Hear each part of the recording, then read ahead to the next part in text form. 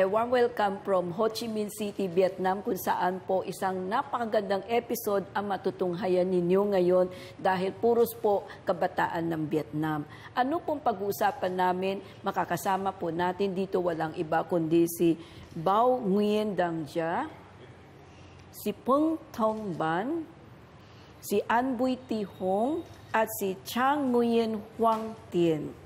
So, napakaganda po ang pag-uusapan namin, kaya kailangan po mag-stay tuned po kayo dahil po napaka-interesting po ito at dito natin makikita ang ikumpara natin sa mga Filipino youth. Ano po kayang pag-usapan namin? Siya pong tunghayan ninyo sa pagbabalik ng Power Tonight with Elvira.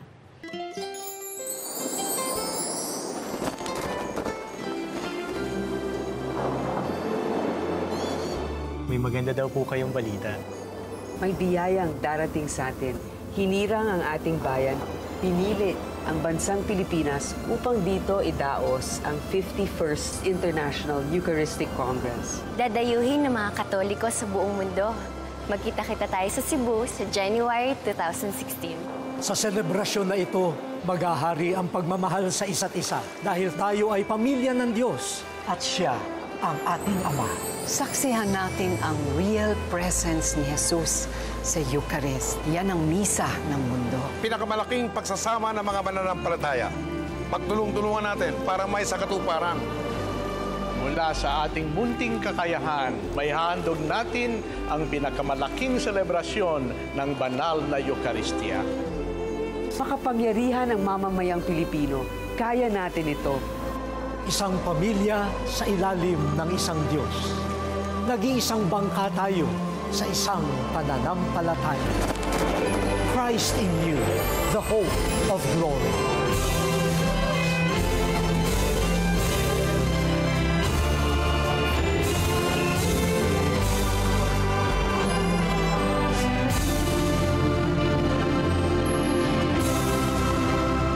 It's kind of hard when the friends around are not Catholic. They don't have a faith in God. So I have some friends who are atheists. So every time when I, it's kind of like argue with them. Yeah, it's like it's a little hard for me to prove my faith.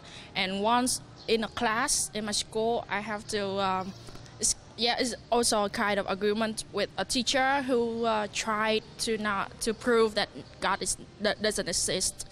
Yeah, it's kind of hard for me because we don't have enough time to study about God.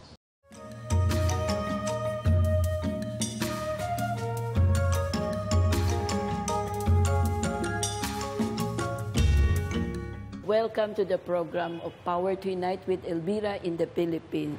First, I would like to know and understand, you all belong to this Saigon Youth Ministry. So why did you call it Saigon Youth Ministry, and what do you do here? So anyone who wants to answer that? Okay, I will answer that question. We call it Saigon Youth Ministries because we are live in Saigon, Delson. Yeah. Okay. That's the reason why we use Saigon. That's the name we call Ho Chi Minh City in the past, and now we call this city is Ho Chi Minh City. Ah, okay. So when was this established? Saigon Youth Ministries established for a long time. Yeah. And now we have a lot of organizations belonging to Saigon Youth Ministry. Three of them I belong to the Corporation Group, and I come from another group, Delta Force. and we have different mission in different groups in order to help the youth in this lesson to be better and to strengthen our faith. So, how many members do you estimate this Saigon Youth Ministry has as of now, as of today? It's very difficult to answer this question because all the youth, they belong to Saigon Youth Ministry, and it depends on them. They want to join in a special group, or they just take part in the activity as their own parish. So, Chang, because she mentioned the three of you belong to another group and she belonged to another group. So what is this group that she is talking about? Yes, my group before on and we are trainer and animator Saigon miniatures, yeah, and have people train for young people skill and faith and everything for the live. But you come from Ho Chi Minh also. Yes, I live in Ho Chi Minh. So it's very easier for you because she, Anne has to come from another diocese, right? How did you find out about this Saigon Youth Ministry? What inspired you to join them? Yeah, because I'm youth and I always want to learn more and I want to help the other. So when the first time I came to Ho Chi Minh City, I tried to find out, and as a meeting, I met Trang and I asked her about some organization in Ho Chi Minh City that can help me to improve and to strengthen my faith, and that's the reason why I come to Saigon Youth Ministry. So now we come to Bao. Bao, because you belong to the same, group. You said animators, right? So what do you mean by animators? What do you really do there? Is that something like a catechist? You are like a teacher, right? With like the friends of the youth, because we're not actually a trainer, but we're more like a friend who will connect between the trainer and the student who came to our courses to become an animator.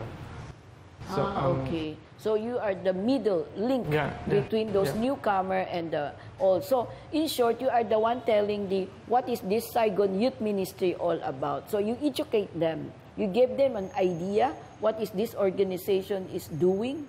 Yeah. Right? Yeah. And how about you? Peng. Yes. Peng. Okay. So what did you do actually? Yes, I come Ho Chi Minh City and we meet together in animator class. And in animator class, I know this many skill and how much team building and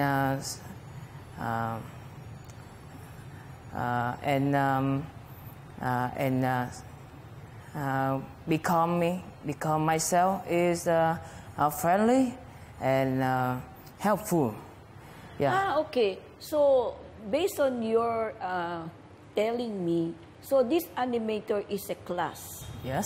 So they are teaching you to find the skill, the talents that you have. So this class, animator class, is also helping the youth to understand themselves, right? Yeah. Yes. So which is quite different because your organization and is different. What is this organization? I belong to Delta Force, and our group established after animator class 2. But we have different mission. We organize the young people who have some problem in their life, and we have some camping. We have some trip, and through the activity, the youth recognize themselves and know more about God. They strengthen their faith in God. Now, I will ask you, Anne, because since you come from another diocese, so how old are you now? I'm 21 years old. 21. And Chang? 23. 23. And Bao? I'm 21. 21. And I'm 21 too. so you are really very young, you know. Yeah. So I would like also to understand the Vietnamese youth. Do we have something in common with the Filipino youth? Where did you learn your faith? I was born in a traditional Catholic family, and when I was only 4 age, I started to learn Christianism. Yeah, until at that time, I even didn't know how to read or write, and I just listened my older brother. He reading, and I listening, and I try to learn by heart myself. And through every night, my family gather and we pray to God together, and that's give me a very special experience about God. So how many brothers and sisters you have? Yeah, I have a little bit big family with 1 brother and 3 younger sisters. Actually, I don't want to come to the church every day, but my father, my mother, my grandfather, and my grandmother forced me to go. So you are forced. Yeah. But as a little boy, when I don't understand anything, because but when I older, when I learn about the confession, the Eucharist, I don't know, maybe God changed me